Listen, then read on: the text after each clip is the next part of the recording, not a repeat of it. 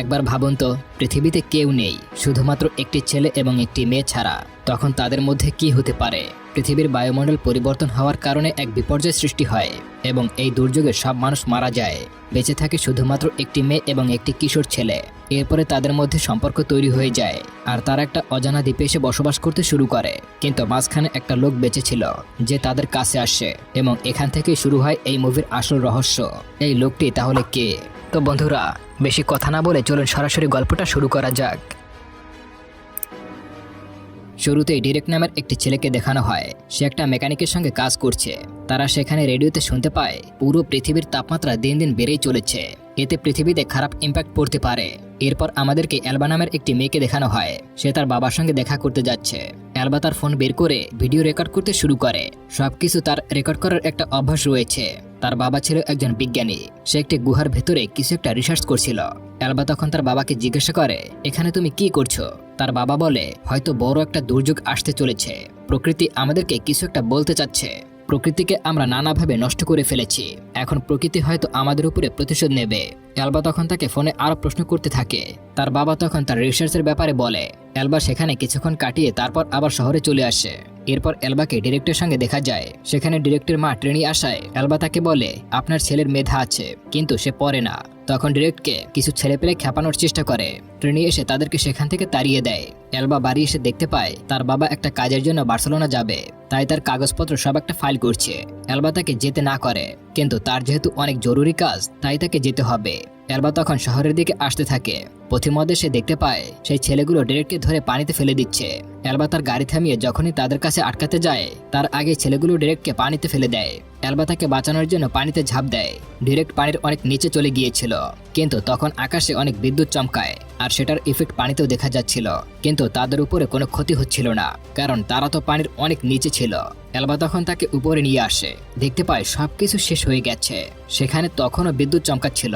তারা শহরের দিকে যায়। সেখানে গিয়ে বুঝতে পারে সবকিছু ধ্বংস হয়ে গেছে আর সবাই মারা গেছে। ডিরেক্ট তার মাকে দেখার জন্য তাদের বাড়িতে যায়, কিন্তু সেখানে গিয়ে দেখতে পায় তার মা অলরেডি মারা গেছে। ডিরেক্ট তার মায়ের কাছে যেতে চায়, কিন্তু অ্যালবা তাকে থামায়। অ্যালবা তখন বুঝতে পারে কিছুক্ষণের মধ্যেই হয়তো বাড়িটা ব্লাস্ট হতে পারে, এবং একটু পরে দেখা যায় ঘরটা ব্লাস্ট হয়ে যায়। তাই কিছুক্ষণ পর অ্যালবা সেই গুহায় চলে যায় যেখানে তার বাবা রিসার্চ করছিল। সবকিছু খুঁজে খুঁজে দেখতেছিল যে তারা কিছু ব্যবহার করতে পারে কিনা, কিন্তু তখন কিছুই খুঁজে পাওয়া যায় না। সেখানে একটা কম্বল ছিল, সেটা অ্যালবা ডিরেক্টকে দিয়ে দেয়। সকাল হলে অ্যালবা তাদের বাড়িতে আসে আর দেখতে পায় তাদের ঘরটা নষ্ট হয়ে গিয়েছে। তখন তাদের ফার্ম হাউসে চলে যায়। সে তার বাবার সঙ্গে যোগাযোগ করার চেষ্টা করে, কিন্তু ব্যর্থ হয়, কারণ সকল নেটওয়ার্কিং সিস্টেমও ধ্বংস হয়ে গিয়েছে। তারা দুজনে পুরো শহর ঘুরতে শুরু করে, কিন্তু কোথাও কেউ বেঁচে নেই। তখন অ্যালবা বলে, আমরা এখন বার্সেলোনা যাব।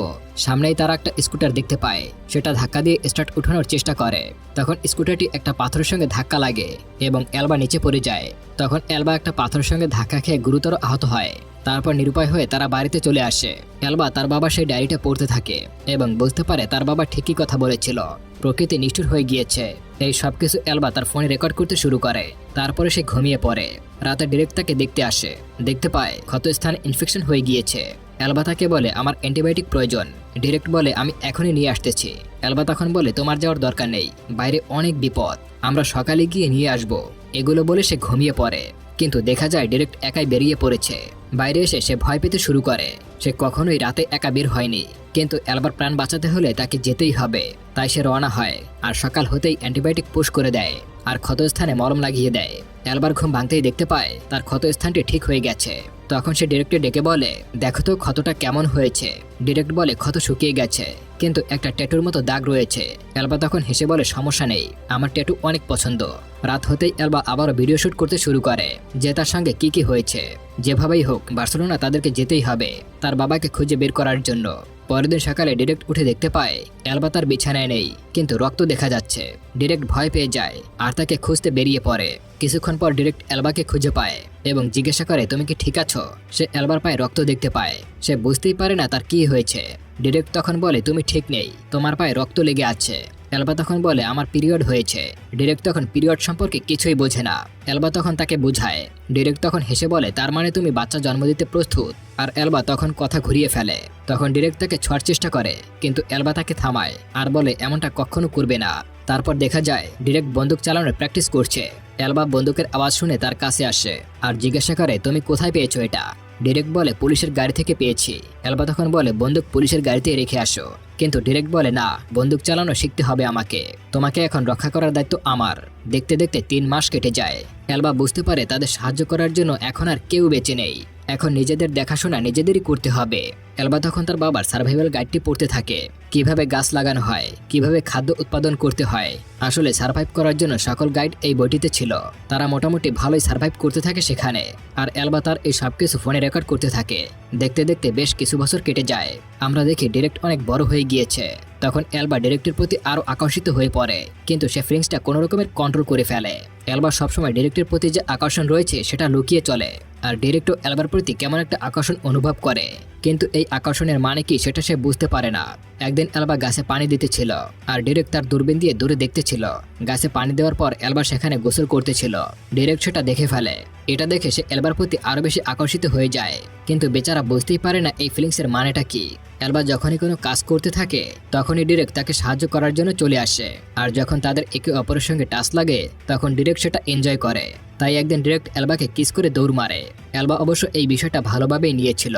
রাতে আবারও ঝড় শুরু হয়ে যায়, তাদের পুরো বাগানটা নষ্ট হয়ে যাওয়ার উপক্রম। এলবা তখন বাইরে চলে আসে সেগুলো ঠিক করার জন্য। তার পিছন পিছন ডিরেক্টও চলে আসে। তারা সবকিছু ঠিক করার চেষ্টা করছিল, কিন্তু ঝড়ের সঙ্গে তারা পেরেই উঠছিল না। তাদের সবকিছু এখন নষ্ট হয়ে গিয়েছে। এলবা বলে, আমরা সকাল হলেই বেরিয়ে পড়বো বার্সেলোনার উদ্দেশ্যে, এখন আর এখানে থাকা যাবে না। সকাল হলেই ডিরেক্ট ট্রাক্টর নিয়ে চলে আসে, যেটা আমরা মুভির শুরুতেই দেখেছিলাম, আর সে সেটা ঠিক করে ফেলেছে। এলবা এটা দেখে খুবই খুশি হয়ে যায়। এরপর সে ডিরেক্টকে জড়িয়ে ধরে। তখন তারা দুজনে বার্সেলোনার উদ্দেশ্যে বেরিয়ে পড়ে। কিছুদিন পরে তারা বার্সেলোনা পৌঁছে যায় আর গাড়ির হর্ন বাজাতে শুরু করে। আর এলবা তখন তার বাবাকে ফোন করতে থাকে, কিন্তু তার বাবার ফোন এখনো বন্ধ।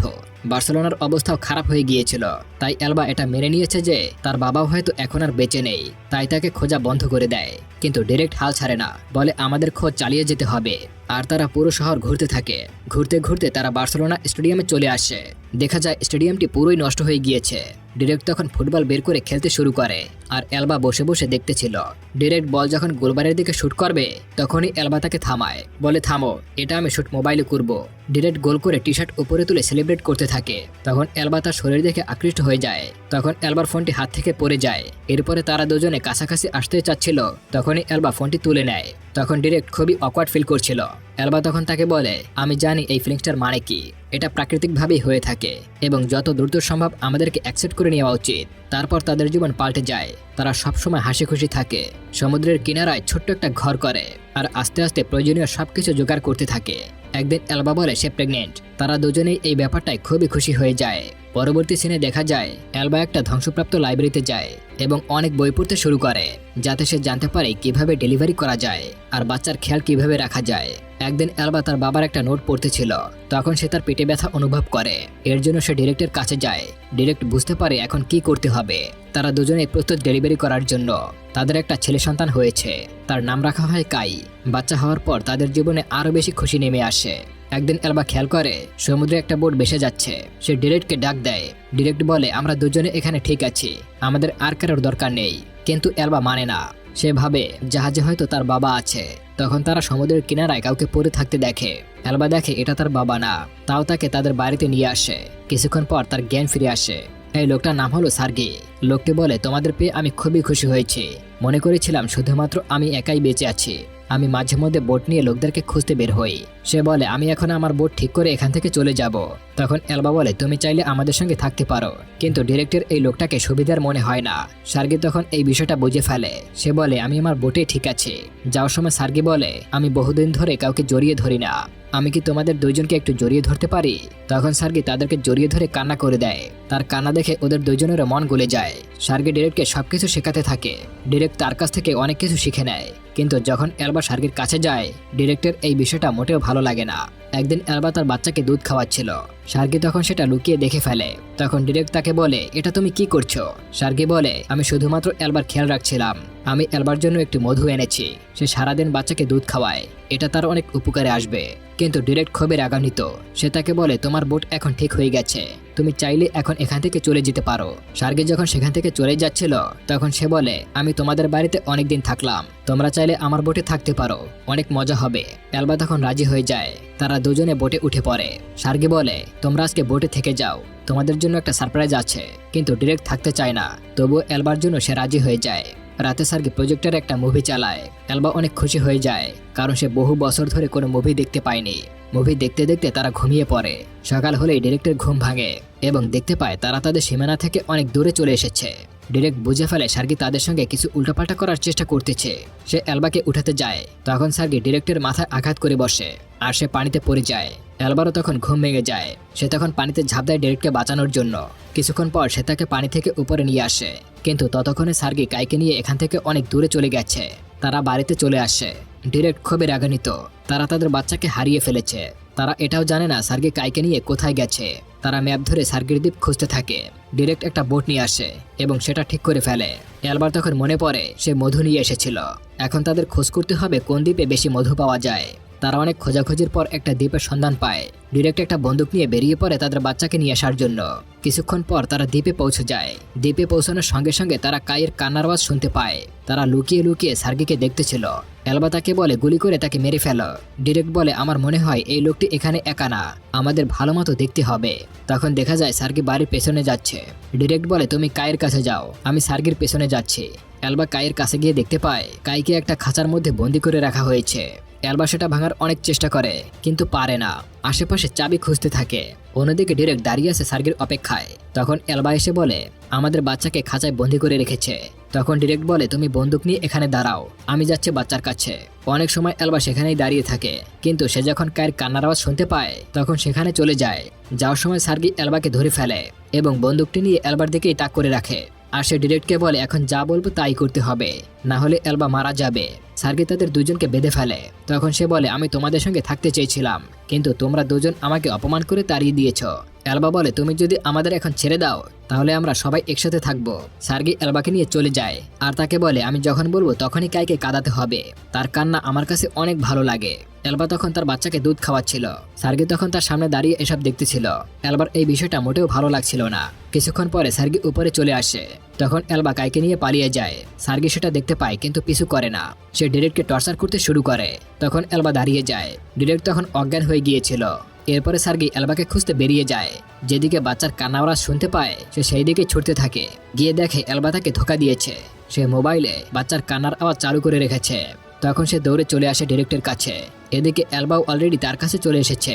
সে ডিরেক্টকে খোলার চেষ্টা করে। তখন ডিরেক্ট বলে আমাকে একটা ছুরি দাও। এর মধ্যে সার্গি সেখানে চলে আসে। এলবা ভয় পেয়ে যায় আর বলে আমার ভুল হয়েছে, তুমি যা বলবে তাই করব। কিন্তু সার্গি অনেক রেগে আছে। সে এলবার পায়ে একটা গুলি করে দেয়, কিন্তু ততক্ষণে ডিরেক্ট তার বাদন ছুরি দিয়ে কেটে ফেলে আর সে সার্গির উপরে হামলা করে। তারা দুজনে লড়াই করতে থাকে।